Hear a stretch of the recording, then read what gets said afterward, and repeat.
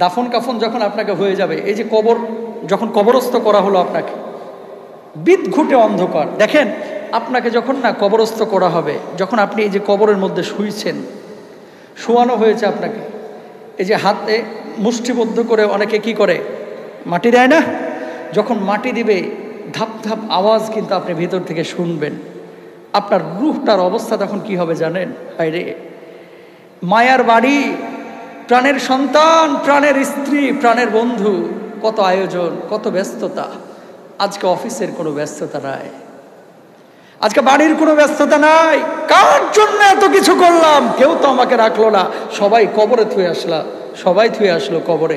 কেন দুনিয়ার জিন্দগিটাকে আমি নষ্ট করলাম? কেন আল্লাহর জন্য আমি মানে সময় কাটাইলাম না? কেন আল্লাহর জন্য আমি কিছু করলাম না?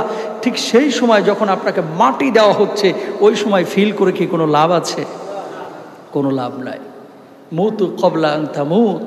প্রিয় ভাইরা, আবার যখন আপনাকে মাটি দেওয়া হয়ে যাচ্ছে, আপনি তখন ভেতর থেকে চিন্তা করবেন, এটা করলাম না কেন? ইস, যদি মসজিদটার 3য় তলাটা আমি করে দিতাম। ইস, যদি ওখানে 6 কোটি টাকা খরচ না করে 2 কোটি টাকা আল্লাহর রাস্তায় দিতাম। ইস, এই জন্য আল্লাহ রাব্বুল আলামিন বলছেন, লাউলা আখরতনি ইলা আজালিন করিব ফাআসসাদদাক ওয়া আকুম মিনাস সালিহিন।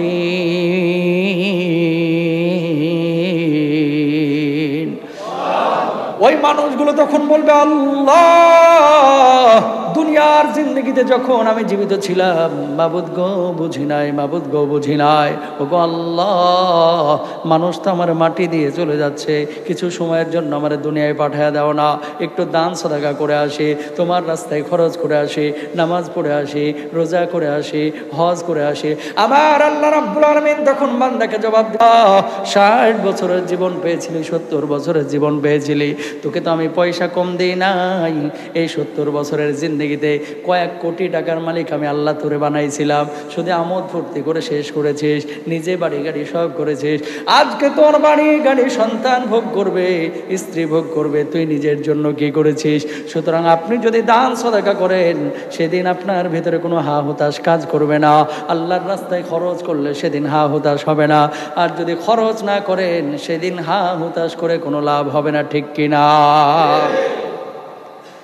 যখন দাফন কাফন হয়ে যাবে, আল্লাহর হাবিব সাল্লাল্লাহু আলাইহি ওয়াসাল্লাম এই জন্য, কারণ ওই সময় মানুষ অস্থির হয়ে যায়। কেমন অস্থির? কেমন অস্থির? ওই দুনিয়ায় মনে করেন কিছু টাকা পয়সা হারায় গেলে যেরকম অস্থির হয়, এরকম অস্থির নাকি?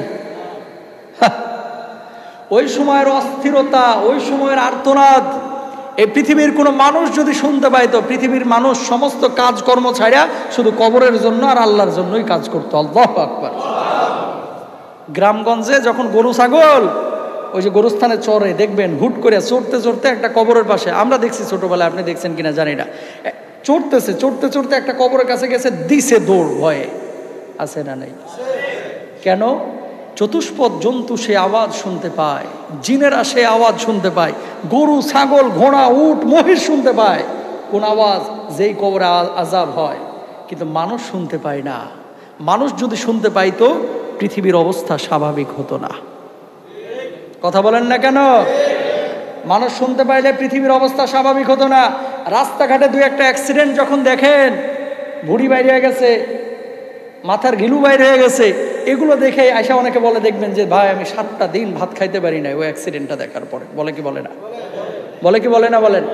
অ্যাক্সিডেন্ট করে এমন রক্তাক্ত হয়েছে, দেখার পরে বলে ভাই আমি 5টা দিন ঘুমাইতে পারি নাই, খালি এটা স্বপ্নে দেখি। দুনিয়ার সামান্য অ্যাক্সিডেন্ট, এগুলো দেখেই যদি 7 দিন আপনার ভাত না ঢুকে, কবরের এই পিটানি আর খবরের এই ভয়াবহ চিত্র, এই আর্তনাদ চিৎকার যদি দুনিয়ার মানুষ দেখতো, দুনিয়ার মানুষ স্বাভাবিক থাকতে পারতো না। ঠিক কিনা? বুঝেন এগুলা? এজন্যই যখন কাউকে দাফন করবেন, এই খেয়াল করেন, যখন কাউকে দাফন করবেন, দাফন করার পরে আল্লাহর হাবিব সাল্লাল্লাহু আলাইহি ওয়াসাল্লাম বলছেন, এই দাফন করেই তাড়াতাড়ি বাড়ি চলে যাও না, দাফন করে তাড়াতাড়ি বাড়ি চলে যাও না, কিছুক্ষণ অবস্থান করবা। কোথায়? কবরের পাশে। কতক্ষণ? দেখেন হাদিসে কি বলতেছে। হযরত আমর ইবনুল আস রাদিয়াল্লাহু তাআলা আনহু বলছেন, যখন তোমরা, আল্লাহর হাবিব সাল্লাল্লাহু আলাইহি ওয়াসাল্লামের থেকে হাদিস বর্ণনা করেছেন, যখন তোমরা আমাকে দাফন করবে, তখন আমার উপর আস্তে আস্তে মাটি ফেলবে। অনেকেই জোরে জোরে মাটি ফেলে, আছে না নাই? বাপরে বাপ, এত ব্যস্ত এত ব্যস্ত, যেন রোগী দেখতে যাবে হসপিটালে 300 রোগী বৈশা রয়েছে। কবরের মধ্যে যখন মাটি দিবেন মুষ্টিবদ্ধ করে আদবের সাথে দিবেন, অহংকার প্রদর্শন করা যাবে না, খেলাধুলার মতো আচরণ করা যাবে না, বরং আদবের সাথে বিনয়ের সাথে মাটিটা দিতে হবে। হায়, আজকে আমার বন্ধু এখানে শুয়েছে, কালকে আমি শুভ, কালকে আমার বুকের উপরও এরকম মাটি পড়বে, ঠিক কিনা?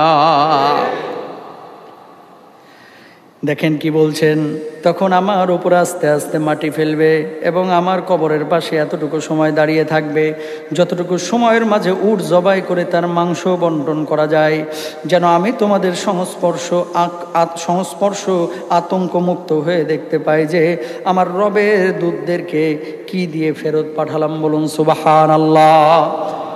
বিশ্বনবী সাল্লাল্লাহু আলাইহি ওয়াসাল্লাম এই জন্য বলছেন, যখন কাউকে দাফন করা হবে এতটুকু সময় অবস্থান করবে। একটা উট জবাই করার পরে গোশত বানিয়ে এগুলো বন্টন করতে যে সময় প্রয়োজন হয়, মিনিমাম 1 থেকে 1.5 ঘন্টা অথবা 2 ঘন্টা সময়ের প্রয়োজন।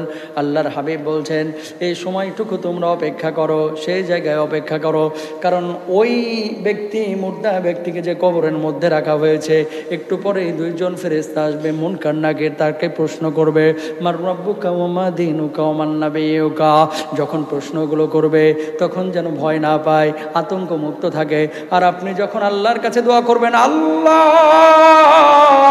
আমার বাবাকে কবরের মধ্যে রেখেছি, আমার মাকে কবরের মধ্যে রেখেছি, ওগো আল্লাহ আমার বন্ধুকে কবরের মধ্যে রেখেছি, কবরের পাশে আমরা মাটি দিয়ে দাঁড়িয়ে আছি, আল্লাহ তুমি আমার মাকে মাফ করে দাও, আমার বন্ধুকে মাফ করে দাও, আমার বাবাকে মাফ করে দাও। কোনো বন্ধু, কোনো সন্তান যখন তার জন্য এইভাবে কবরের পাশে দাঁড়িয়ে দোয়া করবে, আল্লাহ রব্বুল আলামিন তখন ওই ব্যক্তির জবাবটাকে সহজ করে দিবেন।